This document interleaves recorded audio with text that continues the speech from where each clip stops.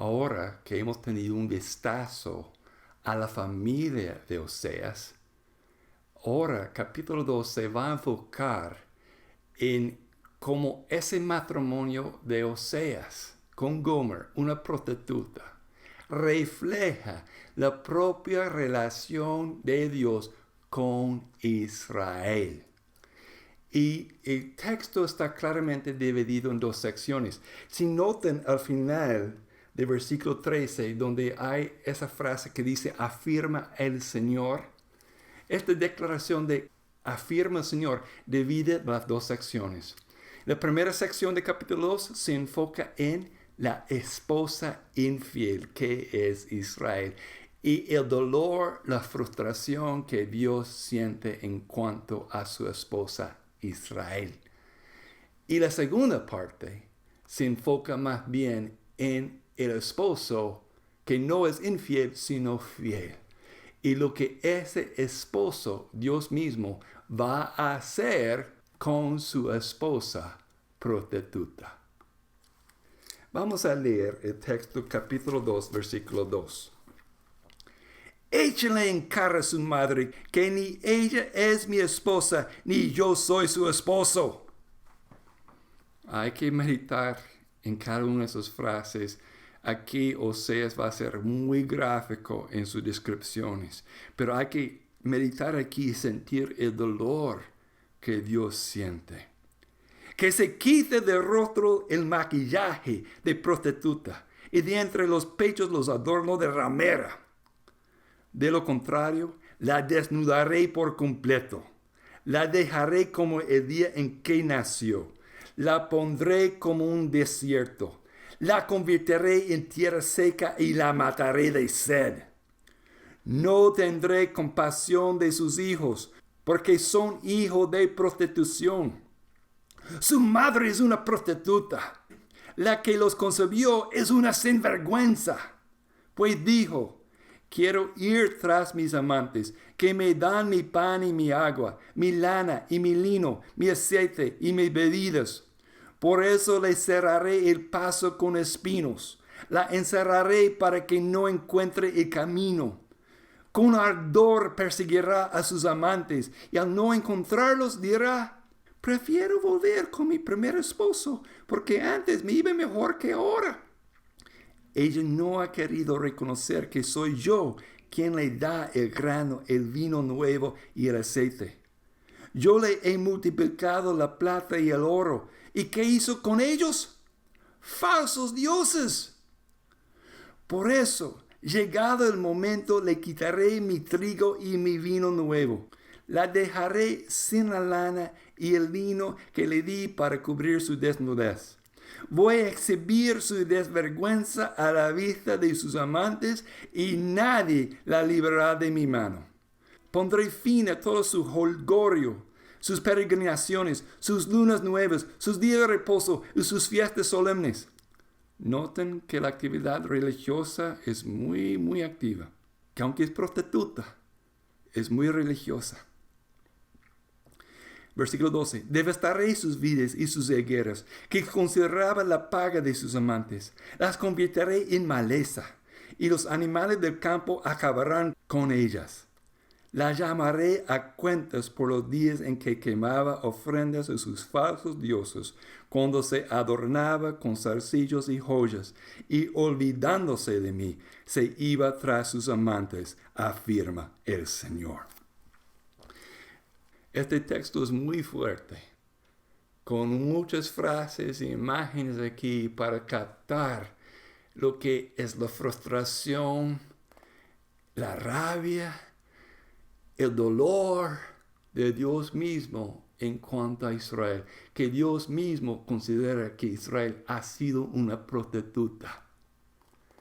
Y lo interesante es que todo este texto lleva una estructura en paralelismo, en balance, lo que llamamos un quiasmos. Es como un reflejo de espejo cuando vea el paralelismo repetido. Y hay que notar que el versículo 8 es el puro centro de esa estructura y es un versículo de transición que comunica unos mensajes centrales. El Señor ha sido la fuente de la bendición de Israel.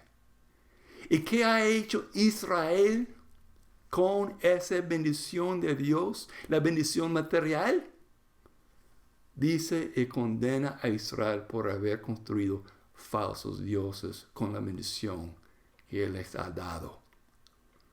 Y nuevamente, la enseñanza aquí vale la pena meditar.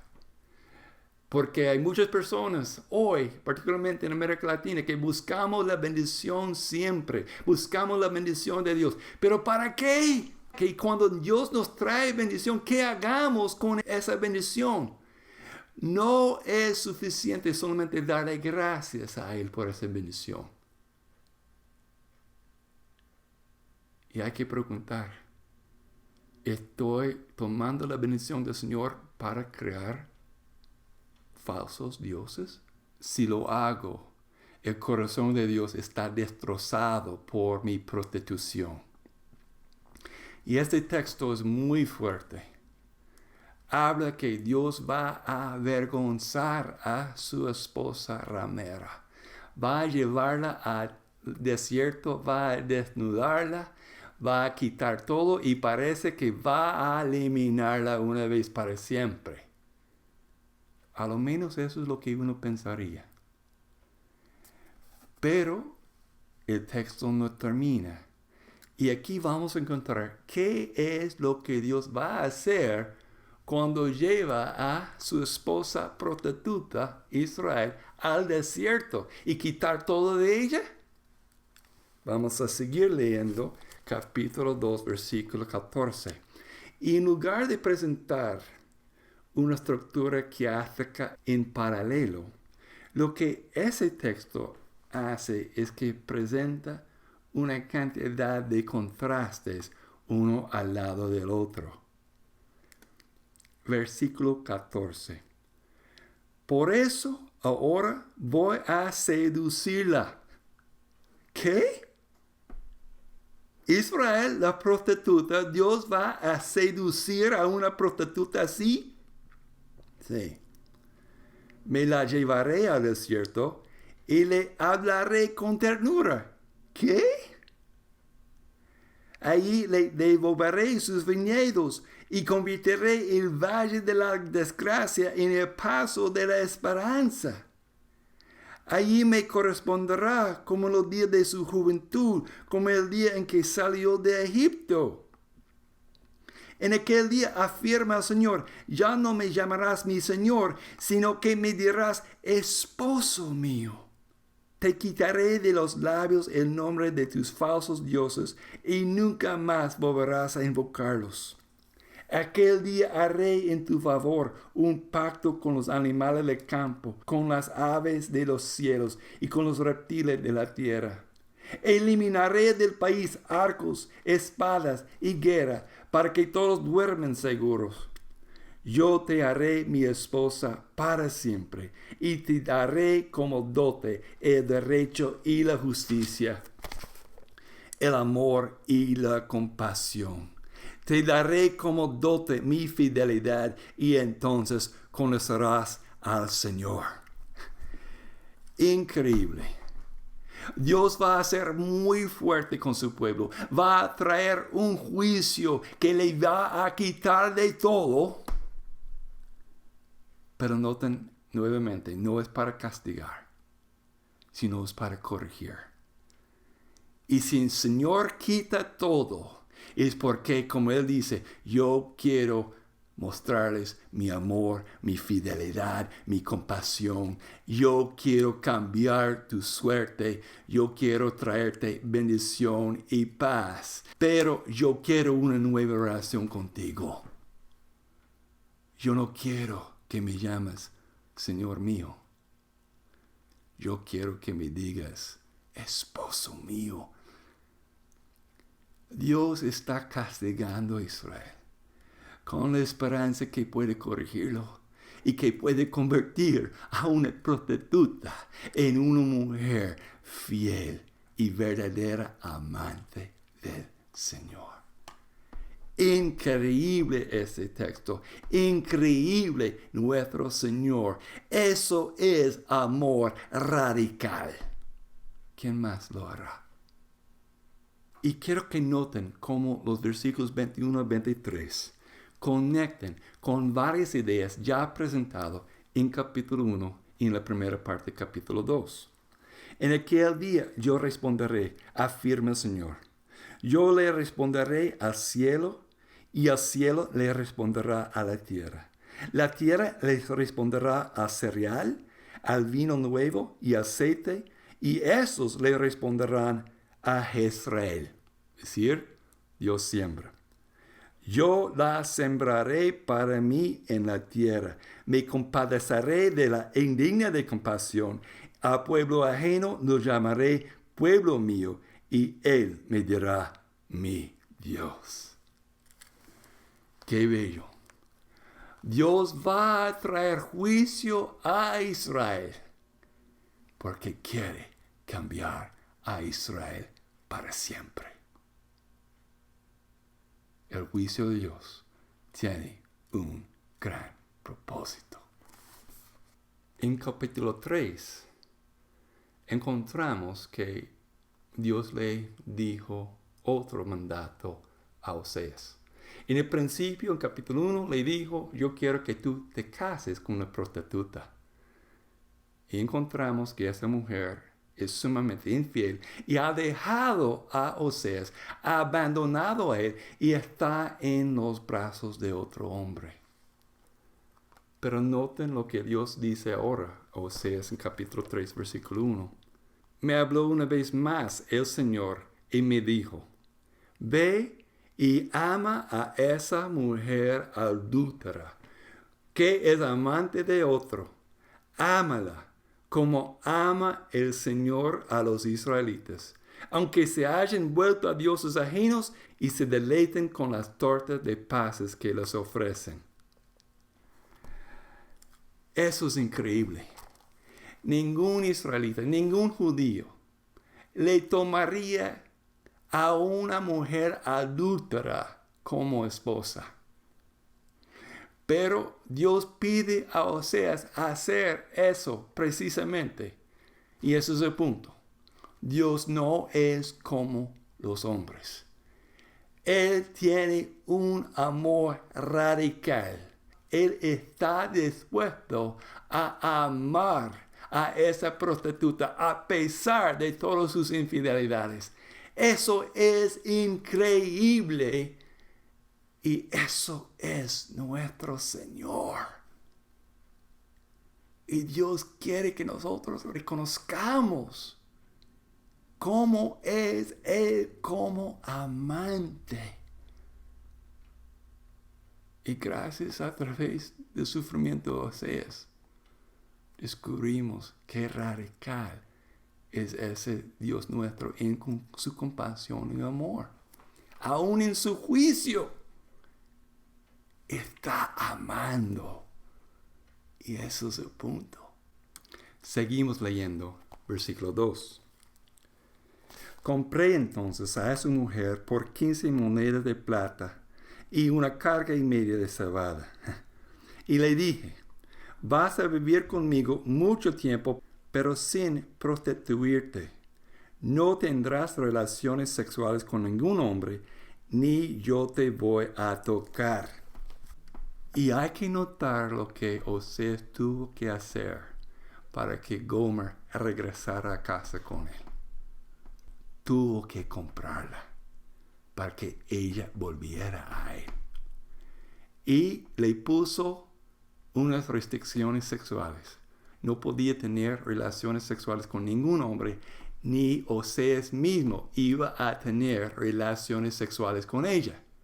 ¿Por qué? Porque eso es lo que Dios iba a hacer con Israel. Nuevamente, su relación matrimonial es un reflejo para comunicar la relación y el tratamiento que Dios va a tener con Israel.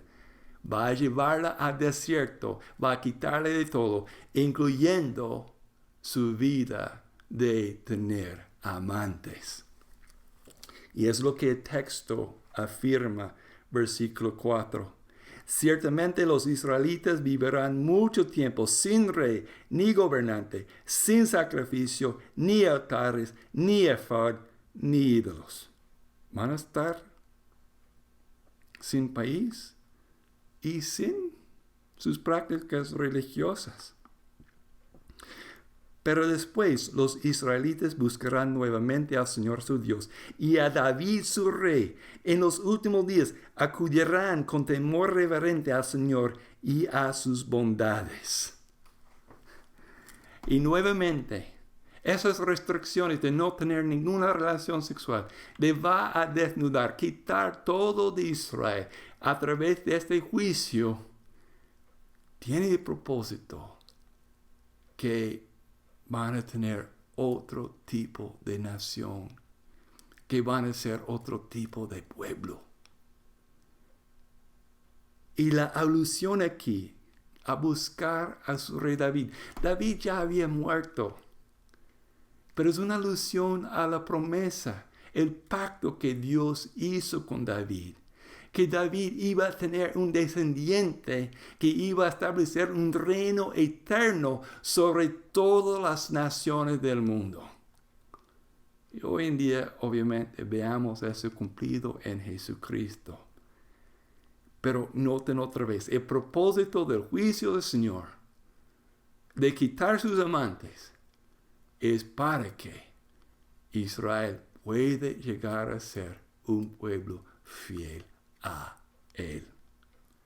Ahora, con esta comprensión de la vida matrimonial de Oseas, vamos a poder entender el resto de la obra, es decir, de capítulos 4 hasta 14. Porque van a notar que los mismos temas de infidelidad, de tener otros amantes, del adulterio, de prostitución, es la manera en que Oseas va a describir su mensaje para el resto de Israel. Y nuevamente el matrimonio propio de Oseas es un reflejo de la propia relación de Dios con Israel. No solamente lo que Dios siente y sufre a causa de haber casado con una prostituta llamada Israel, sino lo que Él va a hacer con esa esposa infiel suyo.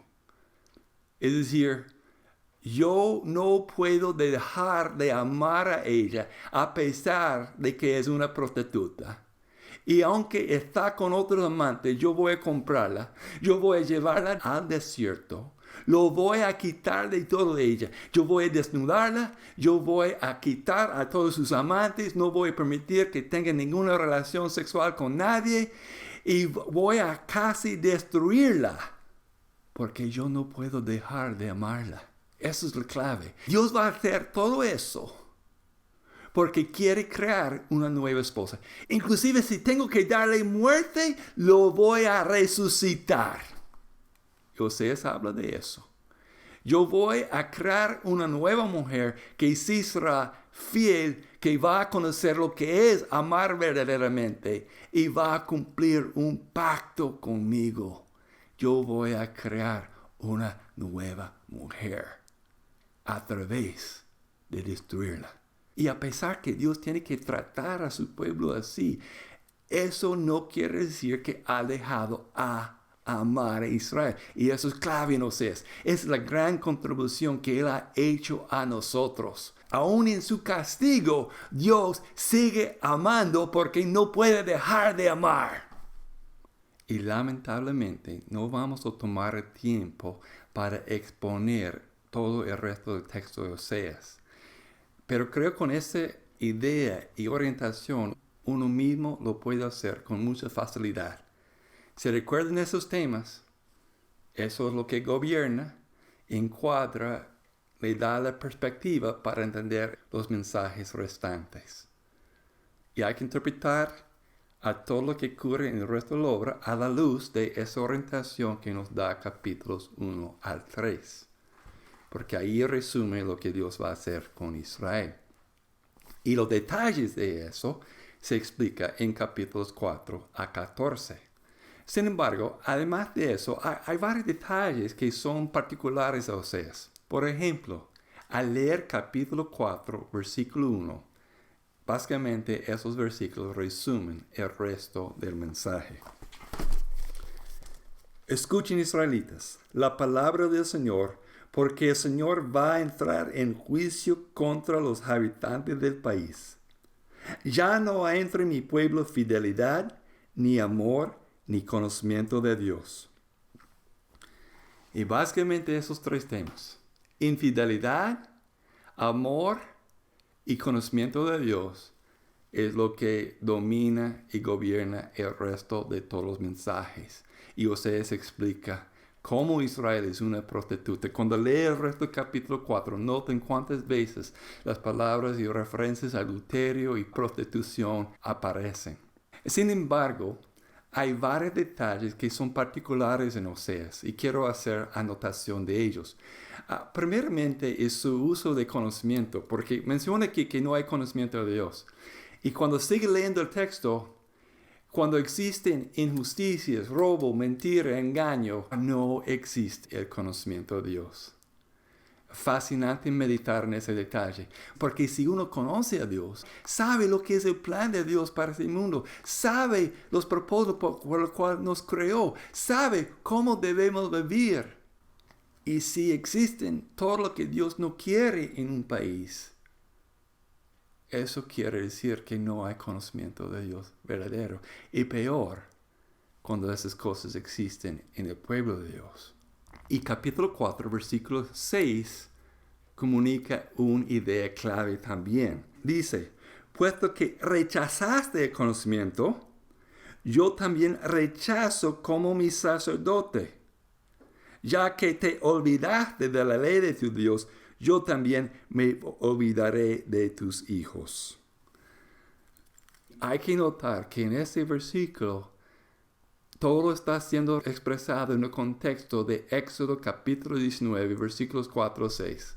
El pacto de Dios con Israel, donde ellos se pusieron de acuerdo de Dios, que serían un reino de sacerdotes, una nación santa distinta de cualquier otra nación, para que Dios fuera conocido entre otros pueblos y naciones gentiles. Y noten que por falta de conocimiento de Dios, Dios ha rechazado a Israel como sacerdote. Ya ustedes no me sirven como mi representante en el país, porque son adúlteros, son prostitutas. Porque el rol de sacerdote es mostrar al mundo al Señor, dar conocimiento a Dios. Pero el problema es que el propio pueblo no conoce al Señor. Y ese tema de conocimiento es clave en Oseas. Otro detalle particular en Oseas es su uso del nombre Bet-Aven. Y ahí en la guía hay varias referencias a eso. Es un juego de palabras por parte de Oseas. Cuando Israel se separó de Judá, se perdió su centro de adoración en Jerusalén y estableció otros centros en Dan y en Betel. Y Betel es significativo porque ahí Dios se manifestó a Jacob. ¿Recuerdan el sueño de la escalera? Y Jacob llamó el sitio de su encuentro con Dios Betel, la casa del Señor, la casa de Dios. Lo interesante es que Oseas no llama el centro de adoración en Israel Betel, sino Bet-Aven, que quiere decir casa de iniquidad, casa de pecado. Recuerden que Amós dijo algo parecido: vayan a Betel y pecar. Bueno, Oseas toma la misma idea, pero cambia el nombre del sitio. Vayan, no a Betel, vayan a Bet-Aven. Vayan al lugar de adoración para cometer iniquidad. Y un tercer detalle particular es el uso del nombre Efraín, que es equivalente a Israel. Por ejemplo, en capítulo 5, versículo 3. Yo conozco bien a Efraín, dice el Señor. Israel no me es desconocido. Pero ahora Efraín se ha prostituido e Israel se ha mancillado. Y hay que notar que esas líneas están en paralelo. Está diciendo exactamente lo mismo. Hace referencia a Israel como Efraín.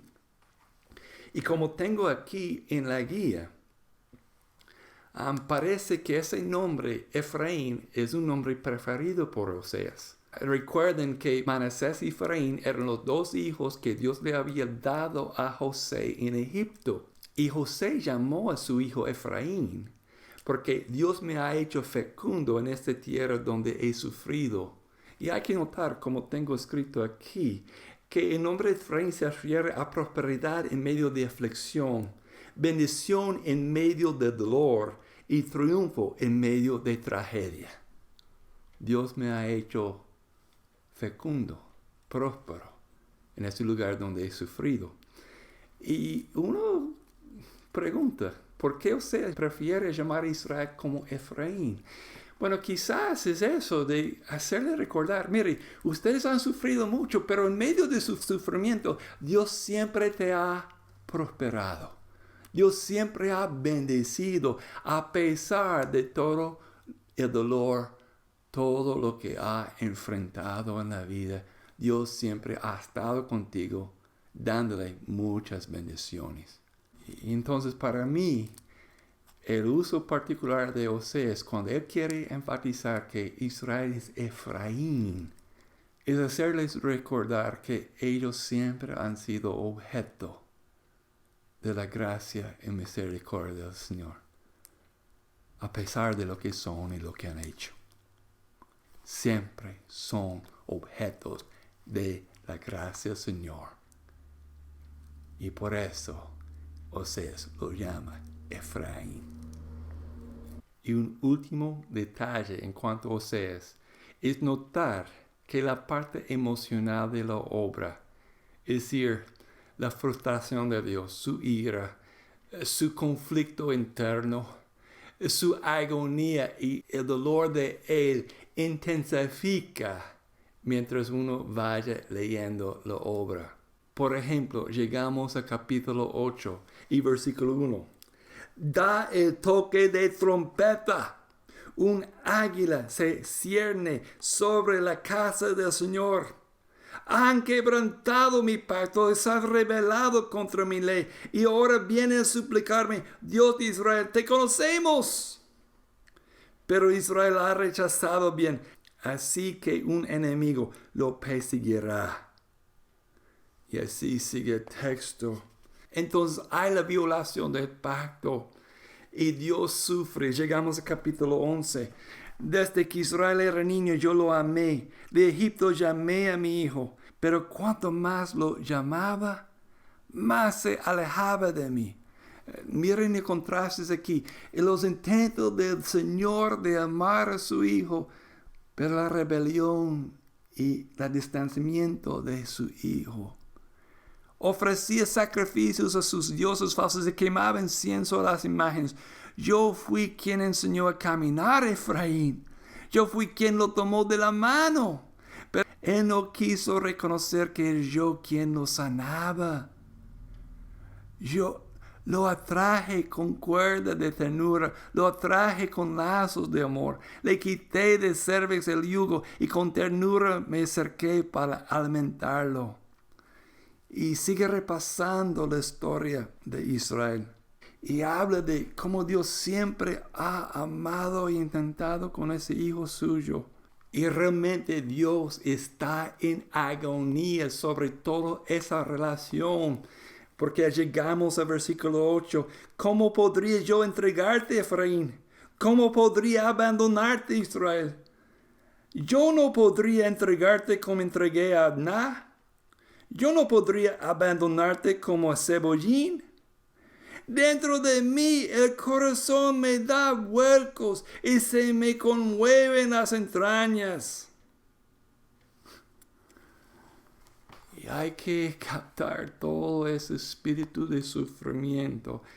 Y creo con esa orientación de esos detalles, uno puede sacar y entender los mensajes que siguen en el resto de la obra. Y muchas de esas enseñanzas lo vamos a ver ahorita analizar las contribuciones teológicas de la obra de Oseas.